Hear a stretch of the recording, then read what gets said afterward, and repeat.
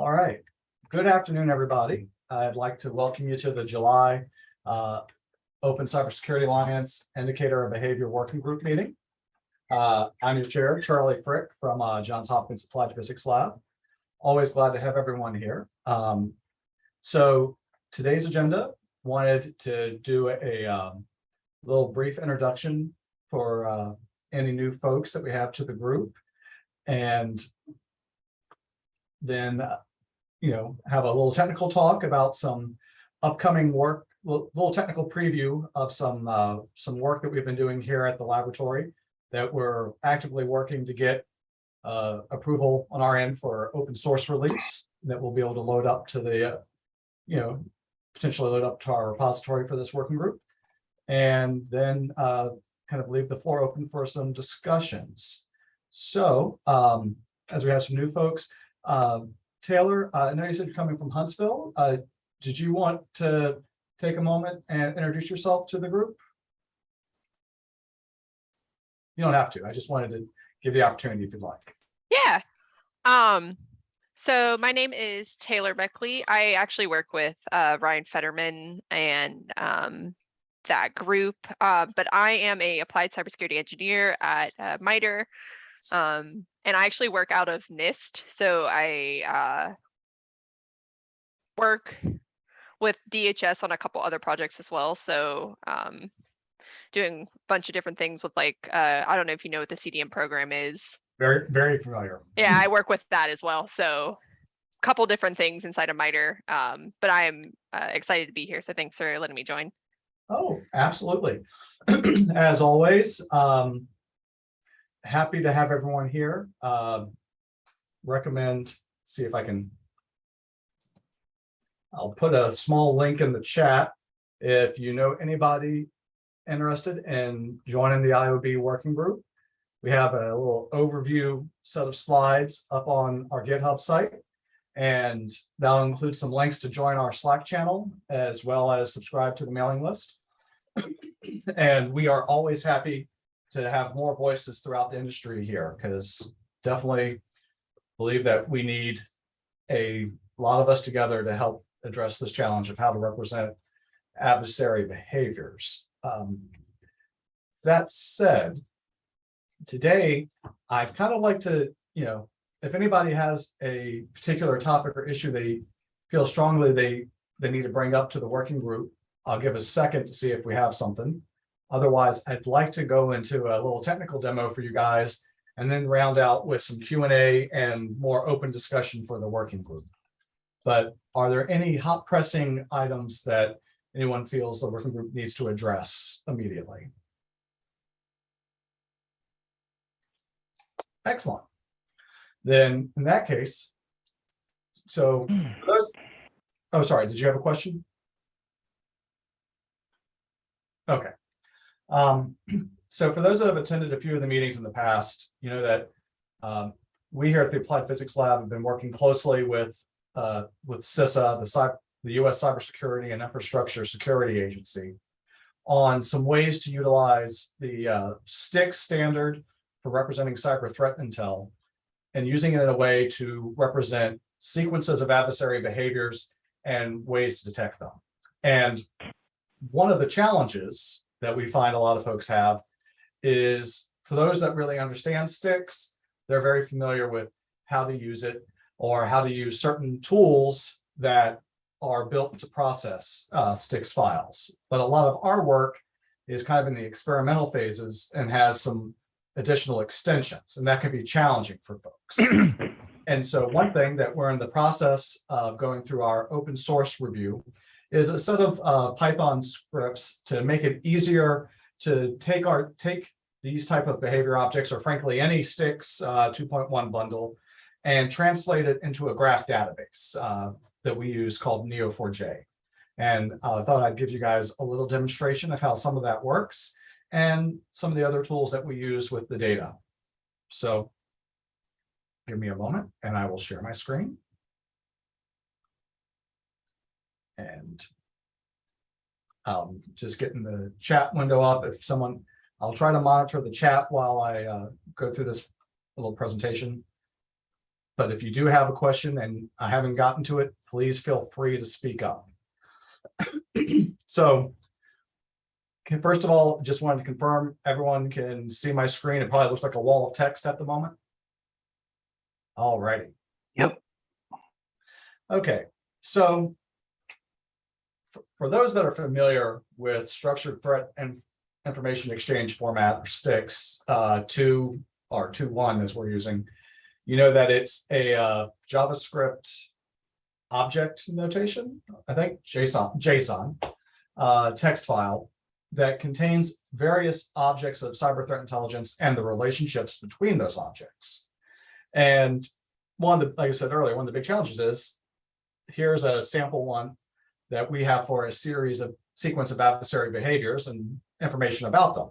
But, you know, manually reading JSON, pretty challenging for us. And one thing that's very handy is Oasis has been very supportive of a STIX visualizer that allows us to convert this into a picture. But I wanted to demonstrate some additional ways that we can do that when we want to do some post-processing. And just as another visualization, or not visualization, but depiction, this is over here on the left is the same file in a JSON editor, but where you can see the structure a little bit more clearly, where you can look at individual objects, but that's still a challenge to really make sense out of what's all this mean and what are the relationships. So to help address that, we've been here at the Applied Physics Lab working on some Python code to translate STIX bundles into graph databases. The graph database is a tool that will allow you to visualize data in a directed graph, as well as query it like you might be used to for a database. And we've been using the open source Neo4j, Neo number 4 letter J, which is available off GitHub, and also for Linux can be installed via apt yum repositories or whatever flavor of choice that you'd like to use. And so today I'd like to do a little tech demonstration of the utility that we're using, show you why some of the work that we do in our research with the graph database format. And I thought it'd be a nice little technical preview to help people see what is coming down the road. I'd love to give an exact date on when I'll receive my final approval to submit for open source publishing. But one of the natures of our laboratory is we're what's called a university affiliated research center. And sometimes the release reviews can be a bit long, but it's something we are moving towards and want to make available to the entire community. So we are doing this primarily through a Python package known as PyDoNeo, for those that use Python. But rather than take you through the source code, because since I haven't gotten approval for public release, I think a YouTube video showing all the source code probably crosses that line, but I can do a demonstration right now. So it's just right now it's just a Python script. And right now we give a name for our bundles to make it easier to look at in the database. So for today, I'm going to call it demo. And then I have just my last name's Frick. I have a little local server here spun up. And then this is just using a base Neo4j install. So I'm going to use the Neo account, and I'm going to use the password that I have set. And then it wants to know where my JSON is. So I'm going to, and I'm going to, it's case sensitive. So let me make sure I spell that correctly. And what it's doing right now is it's reading through that object and saying, I'm going to make nodes on my graph and I'm going to make relationships. That by itself, not, I know that was an exciting bit of text to stream by my terminal there, but I wanted to show what that actually means. So over here, I have a web browser window pointed to my Neo4j database. And for starters, Neo4j uses a query language known as Cypher. And let's see.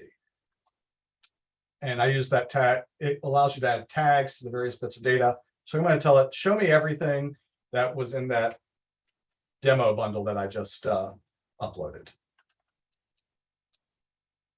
And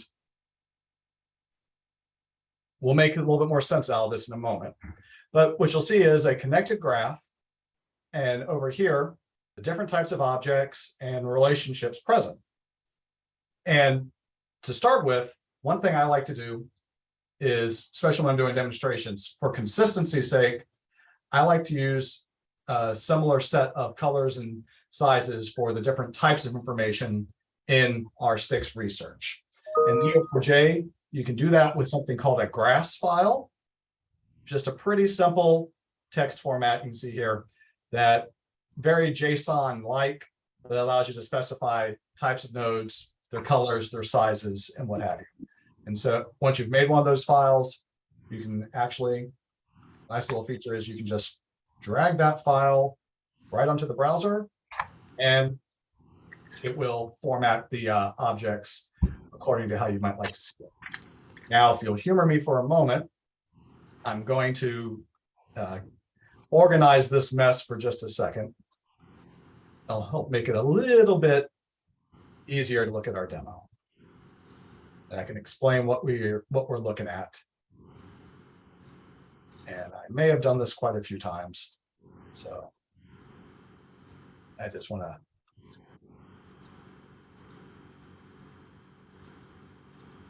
make this a little less ugly, or that's the intent at least. So appreciate everyone's patience with me. But in general, as I've said in some of our other demos, we tend to like to use dark blue for the behaviors, light blue for attack patterns, red for detections, and pink for correlations, and green often for observables. And I promise we will make this a little bit more readable in just a few moments. So I know one of the challenges, anybody that's worked with directed graphs knows that when you view everything at once, you're viewing everything at once, and it's kind of ugly. But we'll... Hey Ming, FYI, you have a hot mic. Thanks for that, KJ.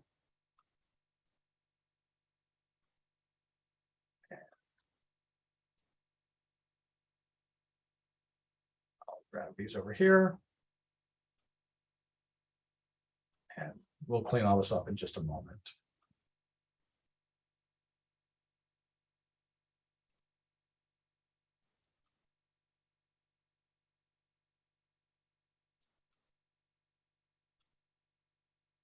Now, in general, each little colored blob on this graph is one of the individual data elements that was in that shared bundle of data. We tend to use, as from some of our previous briefs, we talked about how we use a grouping object to represent a set of behaviors. And this, for those not familiar with Neo4j, this is their standard Bloom browser, kind of comes default when you install it. And what you can see is, if you just have the background of the graph selected, you get an overview of the types of nodes and types of relationships. But if you click on an individual dot, you can see all the metadata associated with that particular object. And I'll get into some detail on this information in just a second, but one thing that it also allows is identity objects. And so we have a demo organization that is holding the extension definitions for some of our our custom objects that we've added in this bundle. I also have a call out to the MITRE Corporation, as we are using sticks attack patterns as kind of a common pivot point for several of our behaviors, that they do reference the MITRE attack framework. And so we pulled these elements to represent the attack patterns from MITRE's repo that they maintain on GitHub of enterprise attack. And we wanted to make sure that the bundle gave proper attribution to the creator, which would be MITRE. And now, with all that said, to make this a tiny bit more readable, I'd like to I'm going to remove a few objects from this graph view, and then we'll talk about how we extract some more data and what we can do with it. So I'm going to hide these identity objects and these extensions. And since I've already said that the main purpose of the grouping is to just kind of be the source of the bundle, we're going to hide that just to reduce some of the lines. And this campaign object is just a way to describe the adversary campaign that we are writing this behavior sequence about. So remember, this holds that little description there. This is an emulated version of APT37 Reaper. It was created to demonstrate the creation of machine readable sticks objects to represent adversary behavior. I'm going to hide that as well. And now I can make this a little bit, hopefully, more readable for us. And I've got, so I appreciate everyone's patience with me as I do my best here.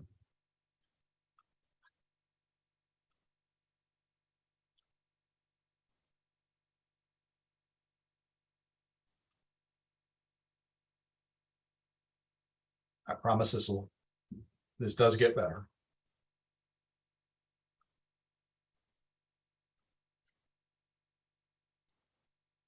Now, this is a draft version that we're working on. I'm going to move the attack patterns down a little bit, but that way you can see which individual behaviors they reference. And as I said before, these green blobs will be the observables that we use to create some of our detections. So.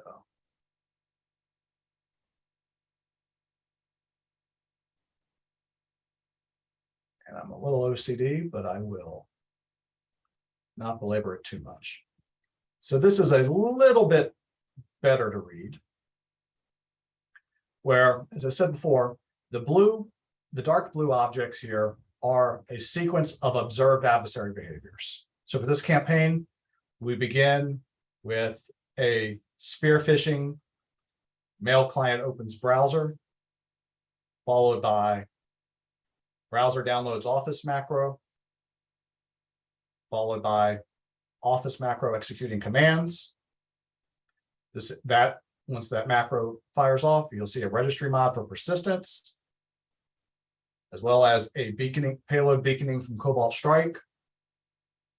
Once the beacon established, there's some secondary, oops, I accidentally double-clicked and brought some things back. There's a secondary payload launching to escalate privileges. You then have adversary accessing credentials with DC sync and Kerberoasting. Then some lateral movement activity. And finally, some data exfiltration. And with each one of these, you'll have a link back to the MITRE attack framework. But we also contain, for understanding the full intelligence, we'll have a series of observables. So for these spear phishing ones, we have a chain of observed processes in our victim. And we have that data here kind of to show our homework that leads to us being able to create individual detections as Sigma rules. And I'll show an example of what that means, as well as a way to correlate those rules to improve detection. Now, you might be thinking, though, if you've been spying over here, you're just seeing a bunch of gobbledygook that's a little hard to read. And one of the reasons for that is we encode the data with base 64 encoding in order to ensure that all the formatting is preserved when we share the rules. That's not as bad as it sounds, and I'll show you why. Another reason that we liked Neo4j is it includes the ability to enable some pretty handy inline processing of the package data that we can use to quickly investigate and make use of some of the data in these shared objects. Now, these bundles we have tested with the taxi protocol. You know, everything is compliant. What we send up to the taxi server comes back down. We've done that with both Taxi 1 and Taxi 2 because Taxi 1 will support custom JSON if it's enabled.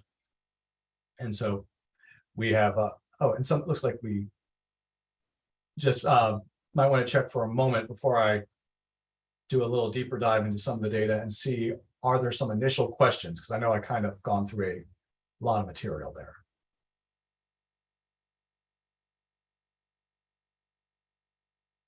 Okay. I will take that as everyone's either fascinated, bored, or asleep, and I'll go with any of those options right now. So, as I was saying, this is all fine and good, but we want to get more to this. So what would somebody do with this type of data?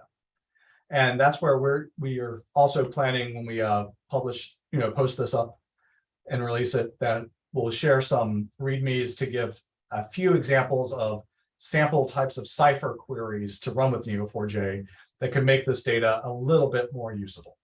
So this is a nice visual way to see the relationships of the objects, but we still have the sticks visualizer to do that as well. But we can do a little bit more. So what I'll show you here is a little bit more complex Cypher query. And plenty of good tutorials on Cypher. Don't want to belabor all today on that, but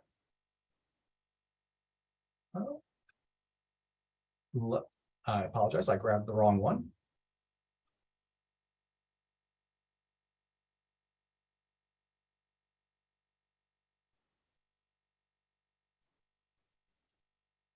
And essentially, it's going to, for those familiar with live database work, it's going to have a similar feel, but the difference is instead of selecting known columns, I can select based on generic objects like this A, based on the type of relationship it can have to specific objects like a behavior. So I'm asking my database from that demo sample, I want to learn some information about things that detect behaviors. And when I run that query, I now get something that's a little bit more aligned with what I'm expecting. Oops, embarrassing. We will just run that one more time. Demo gods are at me today.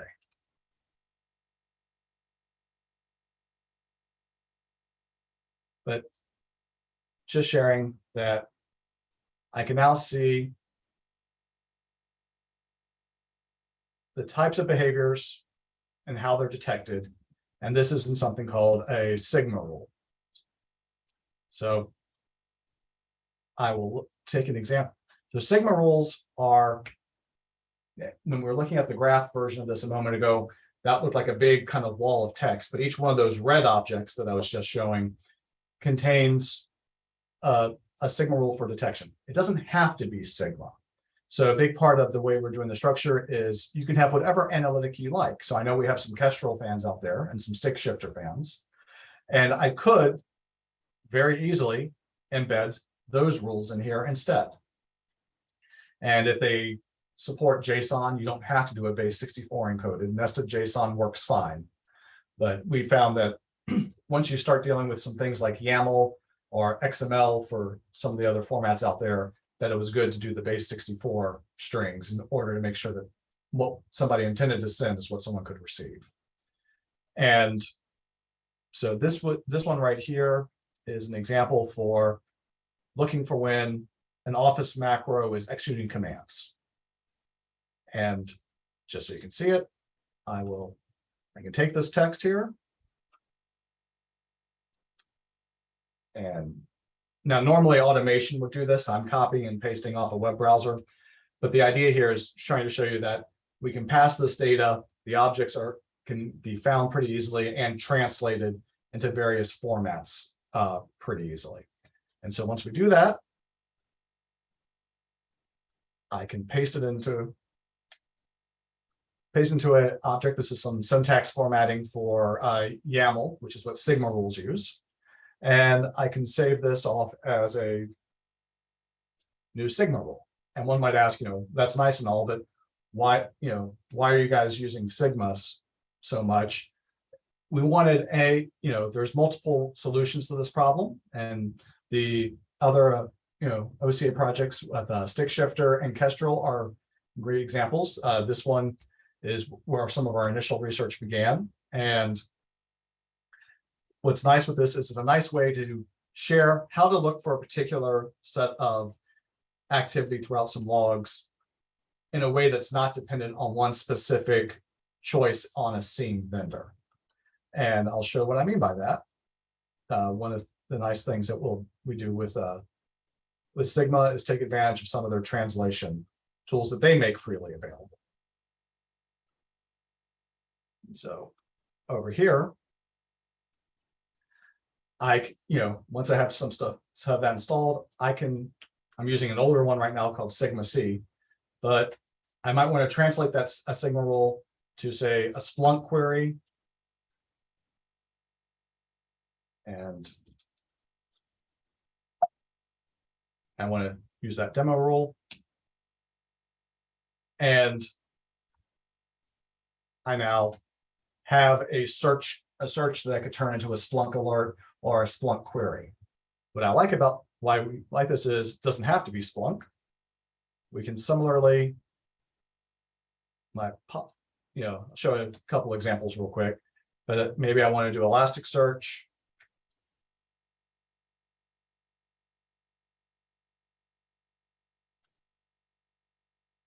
And I can get an Elasticsearch rule to search for the same pattern, or I think you get the point, but I'll just show one last example. Say I want to use, if I forward my logs up into Sentinel on Azure, I can do Sentinel rules. And it'll give me the format to look for those. And so this gives me the opportunity to look at those detection, to share how to search for some of the individual behaviors. That said, in these rules, you can see there is a flag for expected false positives. Sometimes those could be low, sometimes they're unknown, and sometimes they can be high. One of the purposes that we're doing with showing a sequence of adversary behaviors is to show how we can share multiple detections where an individual detection might have a high false positive, but correlation of the series could have a much lower one. And so I will attempt to show you an example of where we are right now for sharing those correlations. This is some ongoing work, but at this point in our research,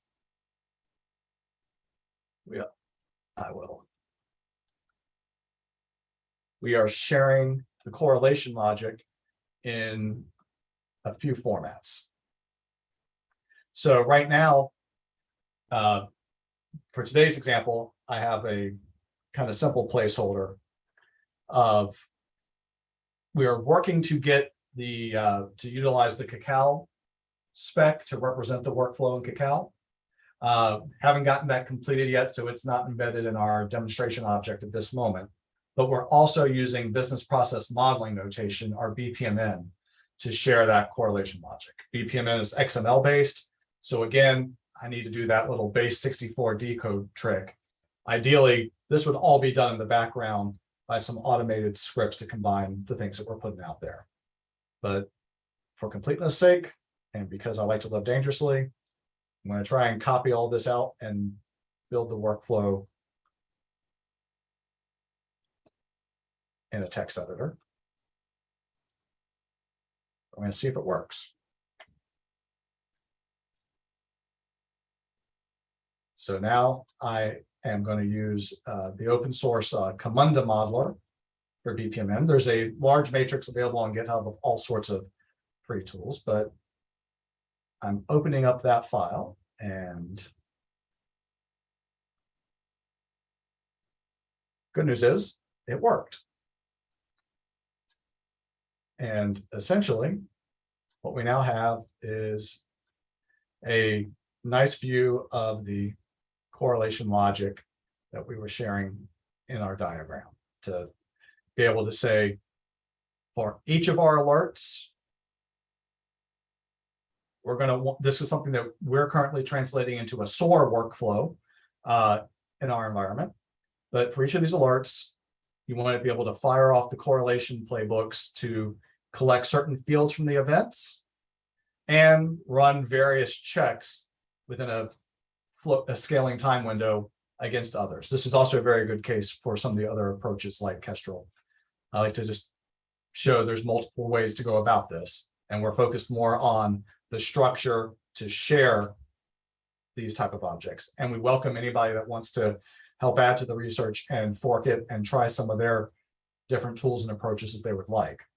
But essentially, we can check for some commonalities between the events from various alerts based off those detections we shared for each behavior, and then kind of tally it up and create a low, medium, high correlation to generate some notifications.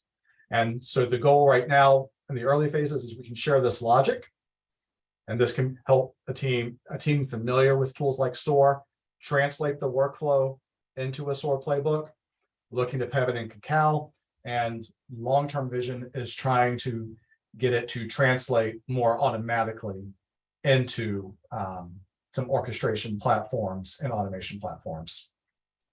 But I thought this could be a little preview. The main things that we're looking to share in the near term will be the Python scripts to load the sticks files into Neo4j, and to also be able to share some of those Cypher queries to extract the data, so that if other folks are interested in doing some experimentation and research, hopefully this can make it a little bit more accessible for folks. So with that, I thank you guys for sitting through I know it's a little bit drier and more deep in the technical weeds, but I thank you for your time. And I'd like to open things up for a little bit of Q&A if anybody has some questions.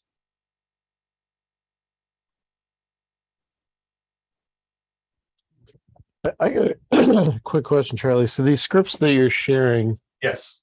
are going to take the sticks2.1 format and convert it. Well, one of the scripts, Yeah. or part of it, is going to convert that into the Cypher commands to create this database. Is that correct? Or Basically, yeah. The Pi to Neo library that it calls does that in the background, but there are some subscriptions for. We normally just we'll make the objects straight to the database and then run some Cypher queries to create the relationships. And that's also based off the defined relationships in the object and the inferred relationships based on the kind of _ref_refs fields that you'll find sometimes in some sticks objects. okay, so that seems pretty. So that's actually then, and that'll work with any 2.1. Yep. Data, correct? So Yeah, we it's tested- kind of beyond this working group as in terms of value, right? Yeah, it does have some scale. That's what. Thank you, Jason, because I was about to say that it does have some scalability to other efforts. Because we love the sticks visualizer. We use it a lot for showing the graph part, but we were struggling a little when we were wanting to make it easier to just pull individual chunks out of the objects, and so that's when we started to go into the graph database route. But yeah, so far I haven't had any sticks2.1 sets of objects not work with it. Okay, yeah, that'll be really. I'll be interested to see that, see how that works, because that it'd probably also be easy to use that as a base to maybe add some other graph databases too. Absolutely, you're thinking right along the same lines that we are, and we are looking into we like the graph database approach. I don't have it ready right now, but we are doing some additional research into GML, if you're familiar with using the graph markup language for generic graph platforms. Ah, cool. I mean, once you have it in Yep, Neo4j, you can turn it into other graph formats, but we thought it might be easier to spare people the the middle steps, because there are a few. Okay, no, good stuff. Looking forward to seeing it. And I was hoping to have it all through release by now, but and there's no one's having any problems. There's just a little bit of paperwork that takes a little while to get processed. So hopefully soon we'll be able to have this loaded up there for folks to pull a copy and do what they like. Yeah. I'm very familiar with that kind of paperwork. So Yes, you know, the paperwork to submit is about 5 to 10 times larger than the source code. For this one, the script itself is fairly straightforward.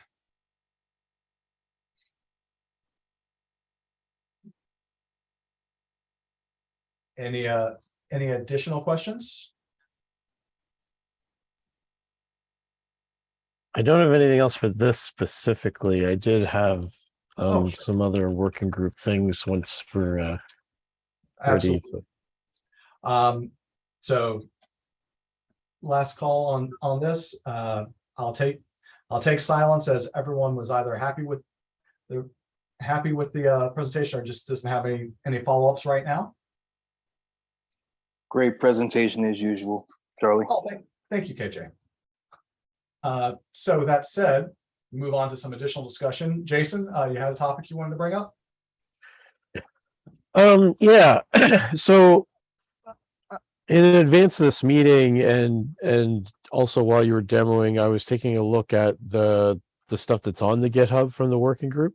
Mm-hmm. And I'm trying to remember, I thought that there was an action we were supposed to be taking to make a repo for this working group specifically, so we could move the stuff out of the documentation folder into its own. You are correct. I think that kind of fell on the wayside, because right now it is under the document. We are under the documentation part. Yeah, so I just thought it'd be a good thing to bring up. I think we should probably do that, especially since you're looking to add some more code and whatnot, because one of the motivations for doing that was to just clarify licensing and all this other stuff, that it's a lot easier when it's in its own Yes. repository. I agree fully. I probably will. Claire would be the right person, I think, to coordinate that with. Rather than just me. I mean, I don't want to just log in and start moving stuff around. I want to know if there's any things we need to do. I'm sorry, Dee, I'm cutting you off. No, you can go ahead and move stuff around. We've talked about this for a while, so that would be great. Okay. I just wanted to make sure if there was any additional documentation Oasis needed before I started changing your folder, anything in your folder structure. But I'm happy to make the change. I think, yeah, I don't know if you will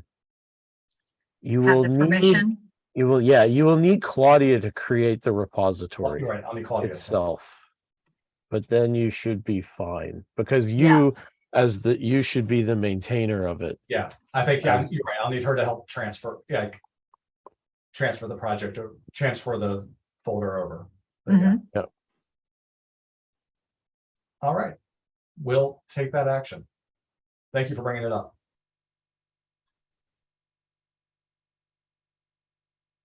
Any additional questions or comments today?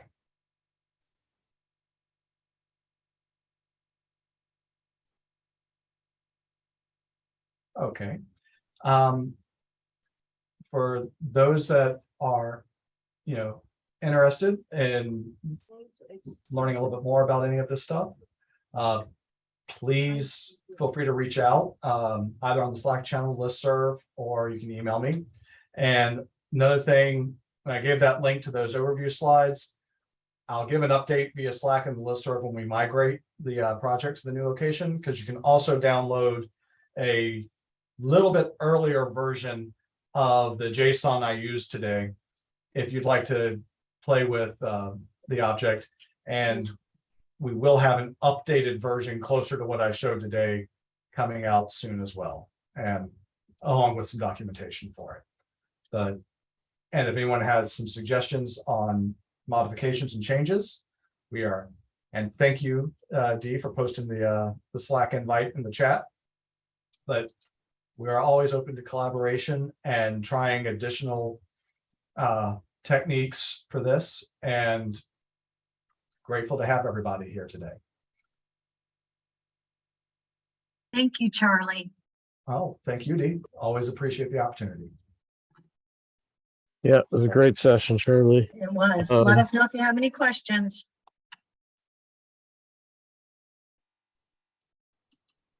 Cool. All righty then. Well, if